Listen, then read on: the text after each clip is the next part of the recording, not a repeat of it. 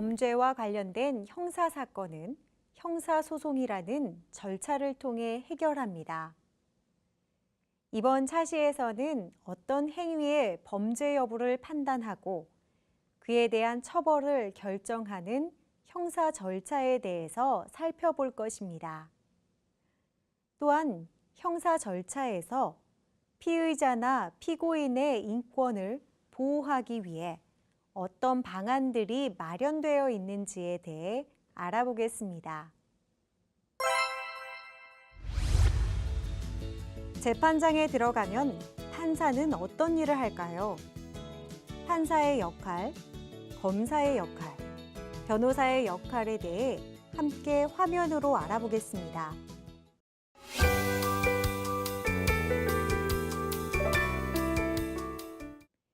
철수 씨와 영희 씨는 가족 기념일을 맞이하여 외식을 하던 중 옆자리에서 식사를 하던 민식 씨와 시비가 붙었습니다.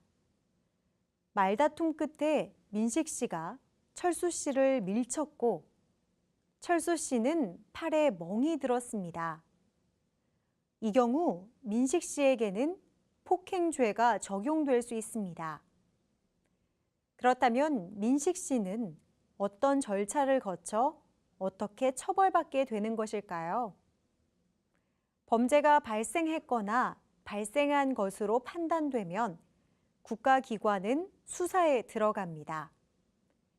이때 잘못을 저지른 것으로 의심을 받아 수사의 대상이 되는 사람을 피의자 또는 용의자라고 부릅니다.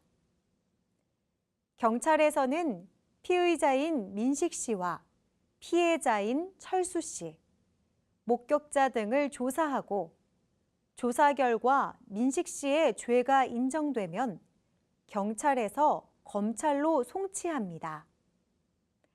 검찰에서는 수사 기록 등을 살펴본 후 법원에 재판을 요청할지를 판단합니다.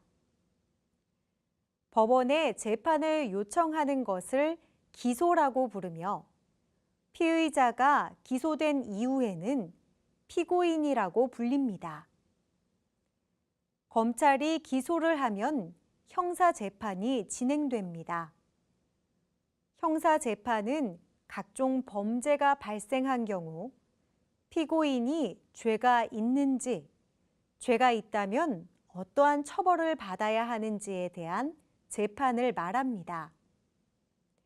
판사는 범죄를 저지른 것으로 추정되는 피고인의 입장과 피고인에게 적절한 형벌을 내릴 것을 주장하는 검찰의 입장을 모두 듣고 피고인의 유무죄 여부를 판단합니다. 그리고 유죄인 경우 양형 수준을 결정하게 됩니다. 재판을 통해 유죄 판결이 확정되면 형을 집행하게 됩니다. 예를 들어 징역이나 금고와 같은 자유형에 해당하는 처벌을 받은 피고인은 교도소에 갇히게 되고 벌금이나 과료와 같은 재산형에 해당하는 처벌을 받은 피고인은 일정 기간 내에 국가기관에 돈을 내야 합니다.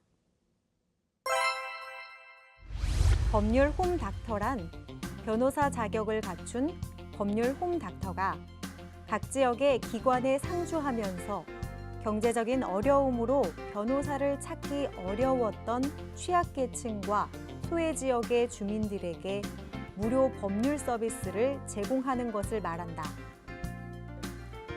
2017년 기준 전국 60여 개 기관에서 법률 상담 및 정보 제공, 법 교육, 소송 방법 및 절차 안내, 법률 구조기관 연결, 간단한 법률 문서 작성 등의 서비스를 무료로 제공하고 있다.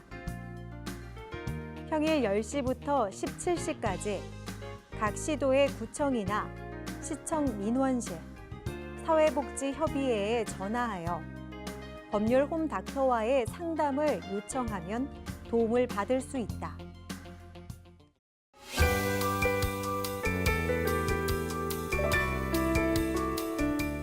대한민국의 법에서는 형사 절차를 진행하는 과정에서 국가 권력에 의해 피의자나 피고인의 인권이 침해되는 것을 막기 위해 여러 권리를 보장하고 있습니다.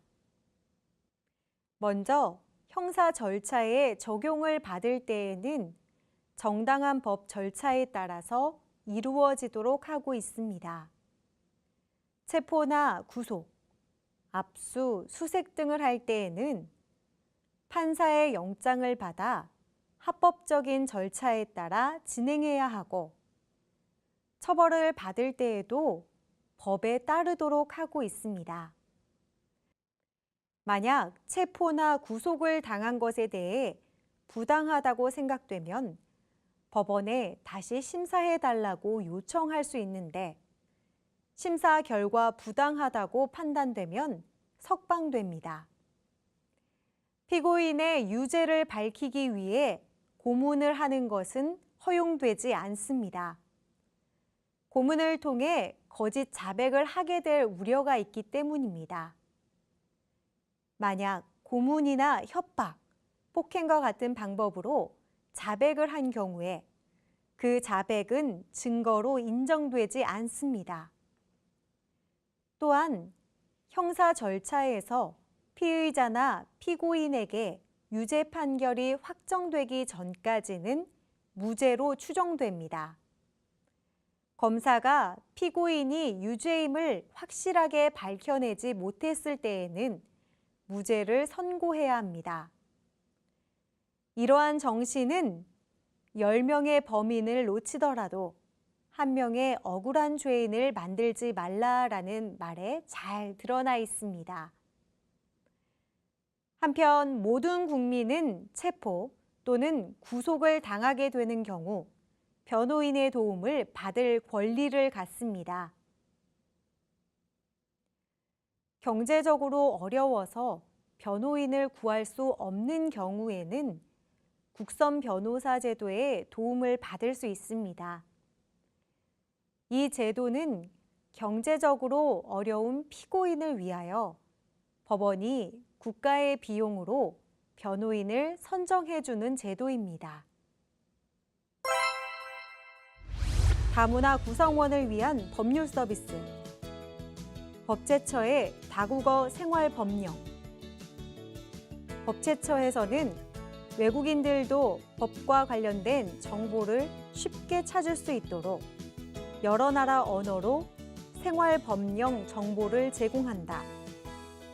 영어, 중국어, 일본어, 베트남어, 타이어, 인도네시아어, 아랍어, 우즈베거, 몽골어, 방글라데시어 등의 언어로 아동교육, 소비자 보호, 외국인 근로, 주택 임대차 등 다양한 법령 정보를 제공하고 있다. 대한변호사협회 인권재단의 이주 외국인 법률지원센터, 대한변호사협회 인권재단에서는 이주 노동자, 결혼 이민자 가족, 난민 등 이주 외국인을 위한 온라인 무료 법률 상담 사이트를 운영하고 있다.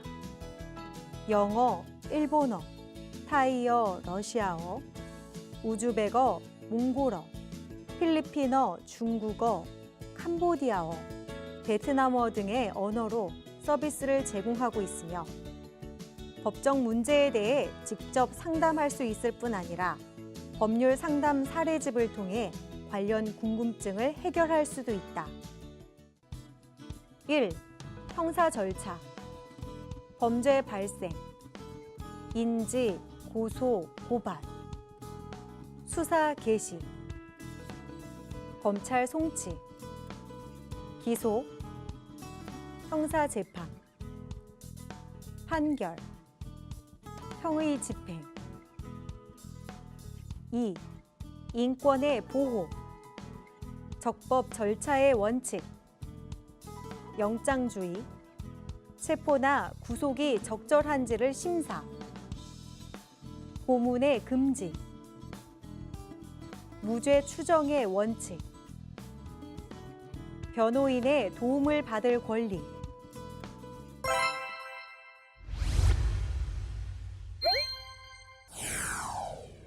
보기의 단어들을 형사 절차의 진행 순서에 따라 나열하시오. 보기, 범죄 발생, 재판, 기소, 판결, 수사.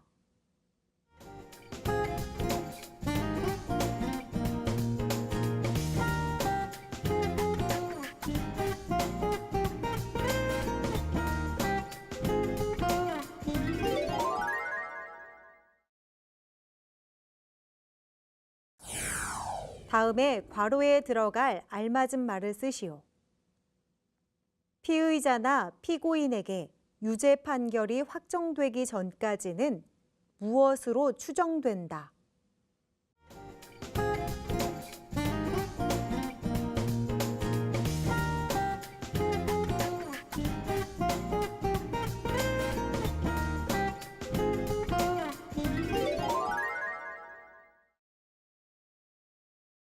이번 차시에서는 어떤 행위의 범죄 여부를 판단하고 그에 대한 처벌을 결정하는 형사 절차와 그 과정에서 피의자나 피고인의 인권을 보호하기 위한 방안들을 알아보았습니다. 이것으로 한국 사회 이해 심화 과정을 모두 배워보았는데요. 한국 사회에 대해 이전보다 더 친근하게 느껴지시나요? 아는 것이 힘이다 라는 말이 있습니다. 한국에 대해 더 많이 알아갈수록 한국에서의 생활이 더욱 즐거워지지 않을까요? 지금까지 함께 해주셔서 감사합니다.